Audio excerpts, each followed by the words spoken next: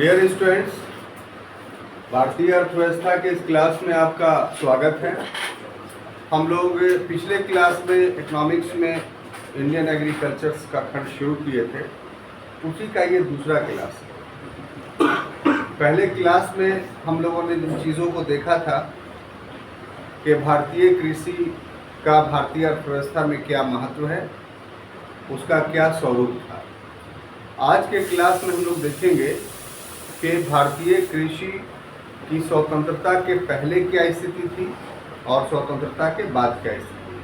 ठीक है, एक छोटा सा टॉपिक है और आंकड़ा आधारित है, और ये आंकड़े वस्तुनिष्ठ परीक्षा में बहुत ही महत्वपूर्ण भूमिका निभाते हैं, और अगर आप मेंस लिखेंगे तो ये आंकड़े आपके काम आएंगे।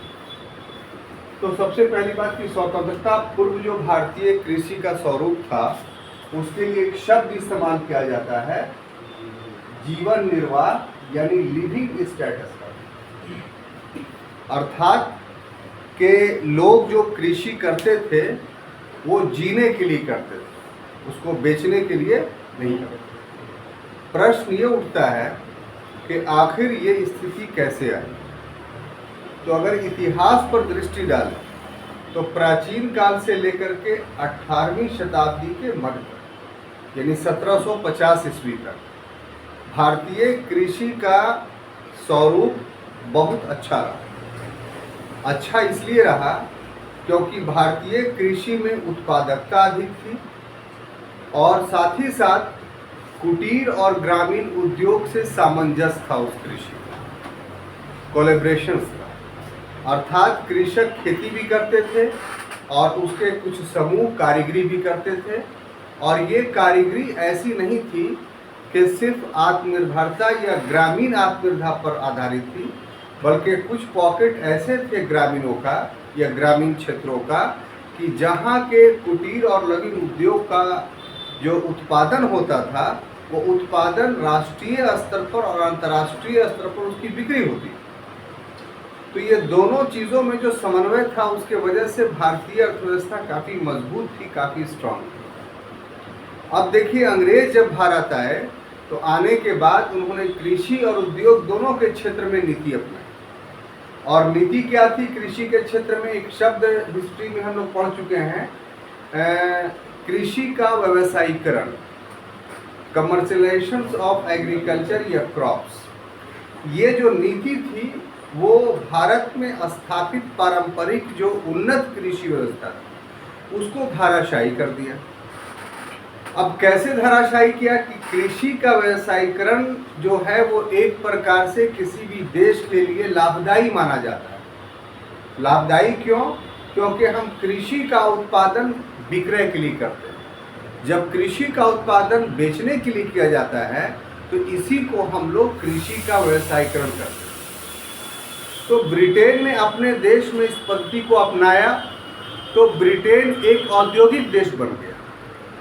लेकिन भारत में जो कृषि का व्यवसायीकरण हुआ उससे पूंजीवाद नहीं जुड़ पाया। इस टेक्निक को आपको समझना है। ब्रिटेन में जो कृषि का व्यवसायीकरण हुआ वो एक पूंजीवादी पद्धति के तहत हुआ, अर्थात कि जो उत्पादन हो रहा है अधिक मात्रा में, तो उसका लाभ वहाँ के किसानों को मुद्रा के रूप में मिल रहा है, जिससे वहाँ के किसान सुखी संपन्न हो रहे हैं और फिर कृषि के क्षेत्र में निवेश भी कर रहे हैं। निवेश का क्या कि कोई नया अन्वेषण हुआ है, जैसे मान लिया खाद के रूप में या बीज के रूप में, या नहरें बनाना हो, या सिंचाई के अन्य कोई साधन उपलब्ध करना हो, तो इन सभी साधनों के प्रयोग करने की सक्षमता किसानों के पास ब्रिटेन में आ गई। तो वहाँ कृषि के व्यवसायीकरण ने ब्रिटिश किसानों को लाभ पहुँचाया। लेकिन वही कृषि का व्यवसायीकरण भारत में जब किया गया तो इसके उल्टे परिणाम हुआ, क्योंकि ये पूंजीवाद से नहीं जुड़ पाया। कैसे? तो यहाँ जो कृषि का व्यवसायीकरण हुआ वो किसी विशेष फसलों के लिए हुआ, जैसे अफीम के लिए हुआ, नील के लिए हुआ, कपास के लिए हुआ, गन्ने के लिए। और ये सभी फसलों को उत्पादित करने के लिए अंग्रेजों ने दादनी प्रथा को प्रोत्साहित किया। जिसमें अग्रिम दे दिया करते थे यहाँ के किसानों को, और जब वो उत्पादन करते थे किसान, तो ये शर्त होती थी कि सारा का सारा उत्पाद आपको हमें दे देंगे, और जो लाभ था वो लाभ उसको ना के बराबर दिया जाता था किसान को। तो इस तरीके से सारा लाभ कौन? अंग्रेज हड़प लिया करते थे इन व्यावसायिक फसलों से, और इससे लाभ किसको होता था? तो ब्रिटेन को होता था। उसके वस्त्र उद्योग को सस्ता कपास मिल गया, अफीम को बेच करके चीन में धन कमाया अंग्रेजों ने, नील बहुत सस्ते दाम पर खरीद करके पूरे यूरोप में सप्लाई किया, और ब्रिटेन भी कपड़े अच्छे बनाए। तो इतने पैसा कमाने के बावजूद भारतीय कृषि पूंजीवाद से नहीं जुड़ पाई। तो इससे क्या हुआ कि भारतीय कृषकों की स्थिति दिन प्रतिदिन दयनीय होती चली, और खाद्यान्न संकट उत्पन्न हो गया, क्योंकि वो खाद्यान्न भूमि पर ही तो व्यावसायिक फसलों का उत्पादन कर रहे थे। तो एक तो उससे लाभ नहीं हुआ, दूसरा खाद्यान्न कम हो गया उत्पादित, तो खाद्यान्न संकट पैदा हुआ। तीसरा ये कि अभी भी ब्रिटेन के लोग भारत के कृषि में निवेश नहीं कर रहे थे, वही पुराने हल बैल से, वही पारंपरिक बीजों से खेती जो है की जा रही थी। नतीजा क्या हुआ कि पूरी स्थिति चरमरा गई भारतीय कृषि। जो 18वीं शताब्दी के मध्य तक भारतीय कृषि समुन्नत मानी जाती थी, वो 18वीं शताब्दी से लेकर करके आपको 1947 ईस्वी तक जो है एक ऐसा कृषि का व्यवस्था रहा जो पूरी तरीके से सिर्फ जीवन निर्वाह पर आधारित रहा। और इस पीरियड में आप देखिए कि अकालों का एक लंबा क्रम है, और ये अकाल पूरे के पूरे मानव जनित थे, प्रकृति जनित नहीं। अधिकांश अकाल जो है वो इन्हीं व्यवस्थाओं के कारण, जिन व्यवस्थाओं का वर्णन हम पूर्व में कर चुके हैं, उन्हीं व्यवस्थाओं के कारण अकाल पड़ रहा है। अब इस पर एक विद्वान है जेपी भट्टाचार्य। कौन? जेपी भट्टाचार्य। इन्होंने रिसर्च किया और आज़ादी से पहले के कुछ आंकड़े हम लोग के समक्ष प्रस्तुत किए हैं।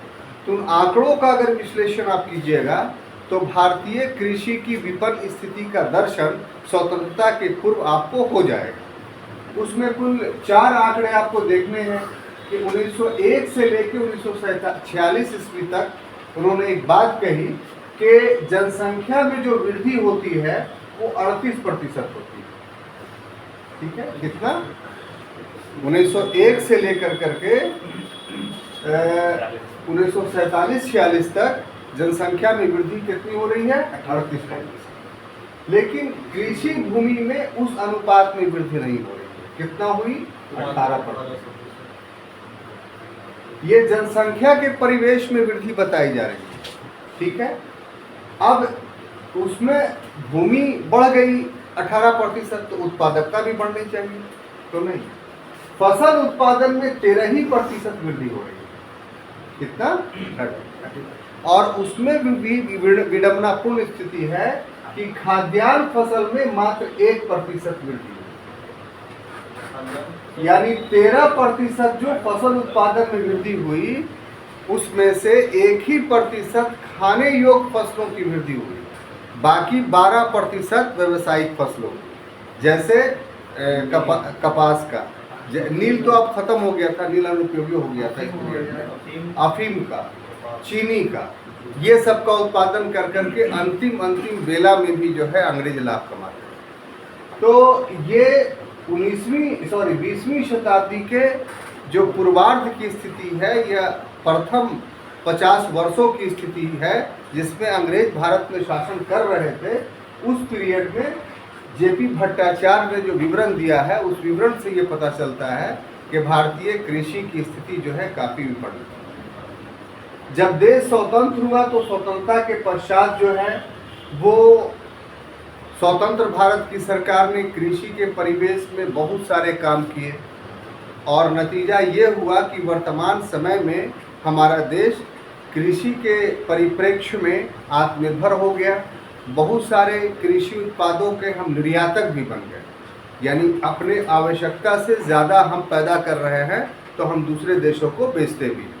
कभी कभी ऐसी भी स्थिति आती है कि अकाल वगैरह पड़ जाता है तो फिर हमको कुछ आयात भी करना पड़ता है। तो एक सामयिक घटना होती है, टेम्पोररी घटना होती है, लेकिन मिला जुला करके अगर बात कीजिए तो अब हमारे यहाँ खाद्यान्न संकट नहीं है, क्योंकि उत्पादकता भी हम लोगों ने बढ़ाया, प्लस स्टोरेज कैपेसिटी बढ़ाया। FCI की जब से स्थापना हुई है तो अब ऐसा स्थिति हो गया है कि भारत में कम से कम 3 साल तक अगर कोई अनाज पैदा नहीं भी हो तो भी भारत के लोग भूखे नहीं मरेंगे। ये एक सौभाग्य की बात है। तो ये सब कैसे हुआ वो आंकड़ों के तहत हम लोग देखने का कोशिश करें। स्वतंत्रता के पश्चात जो भारतीय कृषि का आंकड़ागत वर्णन करना है हमको, उसमें सबसे पहली बात यह है कि हमारे पास भूमि कितनी है। ठीक है, तो हमारे पास भूमि जो है वो 329 मिलियन हेक्टेयर। अब ये जो 329, इसको थोड़ा अच्छे से समझिएगा। 329 मिलियन हेक्टेयर भूमि ये कैसे हमने नापा? तो सिंपल सी बात है कि हमारा जो भूभाग है उसकी लंबाई और चौड़ाई है।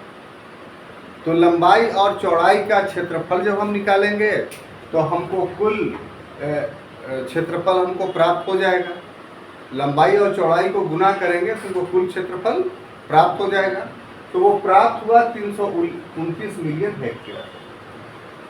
अब देखिए 329 मिलियन हेक्टेयर भूभाग जो हम लोगों के पास है, तो ये प्रशासनिक दृष्टिकोण से विभिन्न प्रखंडों में बटा हुआ है।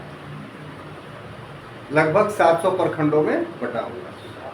अब हर प्रखंड का ये दायित्व है कि अपने प्रखंड के अंदर, अपने ब्लॉक के अंदर जो है वो भूमि का आंकड़ा तैयार करे। अब हर प्रखंड ने जब भूमि का आंकड़ा तैयार किया और राष्ट्रीय स्तर पर उन सभी प्रखंडों के भूमि के आंकड़े को जब जोड़ दिया गया, तब पाया गया कि 305 मिलियन हेक्टेयर भूमि हमारे। तो ये कमी कैसे हो गई?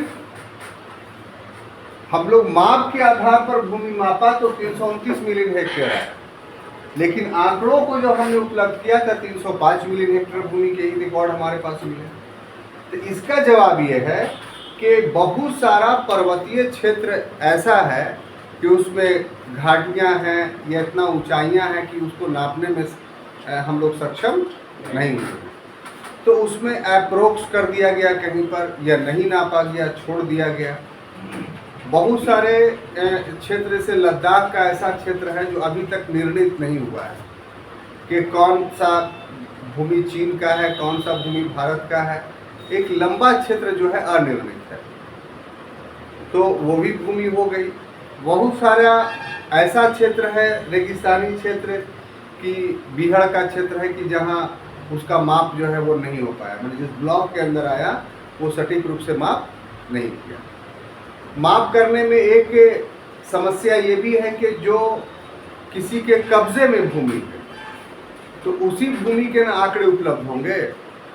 जो कब्जे में नहीं है तो वो व्यक्ति नहीं आया ब्लॉक में, तो उसके भूमि के आंकड़े उपलब्ध नहीं हुए। तो ऐसे बहुत सारे नॉन मेन लैंड जो है वो हमारे यहाँ पाया जा रहा है, तो उसका भी जो है विवरण उपलब्ध नहीं है। तो इस कारण से वास्तविक रूप से हमारे पास 305 मिलियन हेक्टेयर भूमि उपलब्ध है। अब देखिए कि इसमें 305 मिलियन हेक्टेयर भूमि में से हम लोग कैसे उपयोग किया। तो जिस समय देश आज़ाद हुआ उसके बाद 122 मिलियन हेक्टेयर पर ही हम खेती कर रहे हैं, और 64-65 में बढ़ करके 151 मिलियन हेक्टेयर हुआ, और 1990 में 167 मिलियन हेक्टेयर। ये एक प्रकार से समझिए कि हम अंतिम सीमा तक पहुंच गए। इसके बाद हम खेती के भूमि में बहुत ज़्यादा वृद्धि नहीं कर सकते। क्यों? क्योंकि इसके अतिरिक्त हमारे पास पर्वत है, पठार है। जो पर्वतीय और पठारी एरिया है उसमें मैदान के तरह तो कृषि कर्म नहीं हो सकता है। प्लस जनसंख्या बढ़ रही है, तो बढ़े हुए जनसंख्या के लिए आवास के लिए भी भूमि चाहिए। पशु है तो पशु चारागाह भी चाहिए हमें। बढ़ रही जनसंख्या तो यातायात के साधनों के लिए रोड के लिए भी भूमि चाहिए और चौड़ी चौड़ी सड़कें चाहिए। इसके अलावा औद्योगिकरण तीव्र गति से हमारे देश में हो रहा है, तो उद्योग के लिए भी भूमि चाहिए। साग सब्जी उगाने के लिए हॉर्टिकल्चर के लिए भूमि चाहिए। तो ऐसी परिस्थिति में एक मान के चलिए आप कि हम लोगों ने सर्वाधिक भूमि का विकास या अनंतिम भूमि का विकास 167 मिलियन हेक्टेयर के रूप में कर दिया। अब इसमें प्रति हेक्टेयर उत्पादकता में वृद्धि करके अपने कमियों को हम पूरा कर सकते हैं। भूमि को एक्सपैंड नहीं कर सकते हैं। जो एक्सपैंड करने की कैपेसिटी थी, भूमि बढ़ाने की कैपेसिटी थी, वो हम लोगों ने बढ़ा लिया। अब उसमें उत्पादकता बढ़ा सकते हैं। उत्पादन बढ़ा करके अपनी आवश्यकताओं की पूर्ति हम लोग कर सकते हैं। अब ये डेटा जब मिल जाता है तो उसके बाद हम लोग देखें कि हरित क्रांति के पश्चात क्या स्थिति है। तो भारतीय कृषि का अगर आपको अध्ययन करना है तो हरित क्रांति जो पूर्व में पढ़ा चुके हैं हम, ये बाद में भी इसके कुछ खंड को पढ़ाएंगे। 1966 और 67 एक सीमा है भारतीय कृषि के परिवेश में। 1966 और 67 से पहले की अगर कृषि देखें तो काफ़ी दयनीय स्थिति में थे हम लोग, यानी भूखमरी की स्थिति में थे और विदेशों से हम लोग आयात पर निर्भर थे, चावल में भी और गेहूं में भी। अगर आयात नहीं करते तो फिर भूखमरी की स्थिति उत्पन्न हो जाती। लेकिन उस समय की जो सरकार थी, उस सरकार ने नॉर्मन बोरलॉग का सहारा लेकर के जो मैक्सिको में एक क्रांति ला चुके थे गेहूं के उत्पादन में, उसको भारत में अप्लाई किया और भारत में भी हरित क्रांति का जन्म हुआ। और इस तरीके से शुरुआत तो गेहूं से इसकी हुई थी, लेकिन बाद में हरित क्रांति के प्रभाव चावल पर या अन्य दूसरे फसलों पर भी देखा गया। हरित क्रांति में जैसा कि ऑब्जेक्टिवली एक बार अध्ययन कर चुके हैं कि उन्नत किस्म के बीजों का इस्तेमाल किया गया, कीटनाशकों का प्रयोग किया गया और सिंचाई के साधनों का उर्वरकों का प्रयोग किया गया और सिंचाई के साधनों का प्रयोग किया गया। यानी 4 आयाम जो अपनाए गए, उन 4 आयामों से कृषि की उत्पादकता में वृद्धि हुई और उसी वृद्धि को हम लोग ग्रीन रेवोल्यूशंस या हरित क्रांति के नाम से जानते हैं, है ना। तो उसी कंटेक्स्ट में हम लोग देखेंगे कि अगर 1964-65 से पूर्व की स्थिति हम लोग देखें तो संपूर्ण खादानों को मिला करके, इसमें कोई एक खादान नहीं है, उसमें उत्पादकता जो थी वो 13 मिलियन हेक्टेयर, ठीक है, जो प्रतिशतता में 8.6% आता है और 90-91 में बढ़कर करके 24 मिलियन हेक्टेयर हो, जो उत्पादकता में 14.3%। अब इसको फसलवार अगर देखें हम लोग तो गेहूं में ये हम लोगों ने देखा था, तो उससे ये पता चलता है, गेहूं में हम लोगों ने ये आंकड़ा देखा था कि गेहूं 64-65 से पूर्व कितना होता था, 13 मिलियन हेक्टेयर पर उत्पादन होता था। जो भूमि का आंकड़ा हम लोगों ने ये उपलब्ध कराया, वो इस कुल भूमि का कितना था, 8.6%, यानी 64-65 से पूर्व का मतलब ये 151 मिलियन हेक्टेयर। 151 मिलियन हेक्टेयर में कितना मिलियन हेक्टेयर पर था गेहूं का उत्पादन, 13 मिलियन हेक्टेयर, और ये 151 मिलियन हेक्टेयर कितना प्रतिशत था, तो 8.6%। उसी प्रकार से 90-91 का डेटा अगर लेते हैं तो इसका मतलब उस समय हमारे पास भूमि उपलब्ध कितनी थी, 167 मिलियन हेक्टेयर। इस 167 मिलियन हेक्टेयर में 24 मिलियन हेक्टेयर पर हम जो है वो कृषि कर रहे थे, किसका, गेहूं, जो इस भूमि का कितना था, 14.3%। क्लियर। अब देखिए चावल की स्थिति क्या थी, तो 51 में डेटा हमारे पास क्या है, 122 मिलियन हेक्टेयर। तो 122 मिलियन हेक्टेयर में से हम सिर्फ 30 मिलियन हेक्टेयर पर चावल पैदा कर रहे थे, लेकिन 2010-11 में हम 42 मिलियन हेक्टेयर पर चावल पैदा कर रहे हैं। तो अगर ये दोनों का हम लोग तुलना करें तो गेहूं के क्षेत्रफल में ज़्यादा वृद्धि हुई।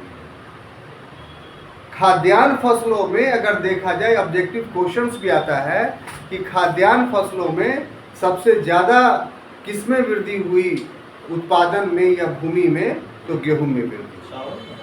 नहीं, चावल में उसकी तुलना में कम हुआ है। यहाँ देखिए ना, 30 से 42 होता है, 13 से 24 होता है। ठीक है। अब गैर खाद्यान्न फसलों में दो डेटा आपके पास है।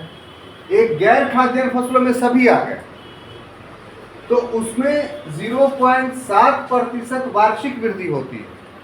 लेकिन गैर खाद्यान्न फसलों में आलू एक ऐसा है जिसमें सर्वाधिक वृद्धि हुई है। वो कितना है? 13.9%, सॉरी 3.9%। तो ये भी ऑब्जेक्टिव क्वेश्चन आता है कि गैर खाद्यान्न फसलों में सबसे ज्यादा वृद्धि किसी में हुई है? तो आलू में।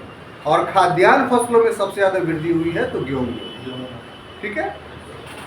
अब इन सबों के बाद इस भूमि का आंकड़ा के लगा करके एक नया डेटा आपके पास है कि हमने अभी अभी कहा आपको कि जितना भी भूमि था हम कृषि योग सबका उपयोग हम लोग कर रहे हैं, लेकिन इसके बावजूद भी कुछ भूमि प्रतीक्षित है, यानी चाहे तो इसको और हम बढ़ा सकते हैं। और उसमें क्या है कि प्रति भूमि 26 मिलियन हेक्टेयर, यानी ऐसी भूमि जो हर वर्ष किसान छोड़ देता है, उसमें उत्पादन नहीं करता है। आज भी गांव देहातों में जाइएगा तो देखिएगा किसी के पास 20 कट्ठा ज़मीन है, तो या तो जल के अभाव में, या बीज के अभाव में, या सिंचाई के अभाव में, या उर्वरक के अभाव में वो पूरे 20 कट्ठा में फसल नहीं लगाता है। समझ गए? तो इसका मतलब वो कृषि भूमि है, लेकिन संसाधनों के अभाव के कारण वो उसमें खेती नहीं कर पाता। तो ऐसी परिस्थिति में बेटा, हालांकि ये ज़्यादा भी हो सकता है, हम लोग बिहार के कंटेक्स्ट में देखें तो बहुत ज़्यादा हो जाएगा, लेकिन सरकारी आंकड़ा ये बताता है कि 26 मिलियन हेक्टेयर जो है हम और बढ़ा सकते हैं। इसके अलावा बेकार भूमि का यहाँ पर अर्थ क्या हुआ कि खरपतवार उग गया, झाड़ी उगा हुआ है और उस पर कोई ध्यान नहीं दे रहा है, वो भी कृषि किया जा सकता था। तो वैसा 19 मिलियन हेक्टेयर, यानी कहा जाए तो 9 6 15 का 5 हाथ में रहा 1 2 और 1 3 और 1 4, यानी 45 मिलियन हेक्टेयर भूमि अभी भी हमारे पास ऐसा है जिसका प्रयोग करके हम कृषि क्षेत्र में लगे भूमि के प्रतिशत को बढ़ा सकते हैं। ठीक है।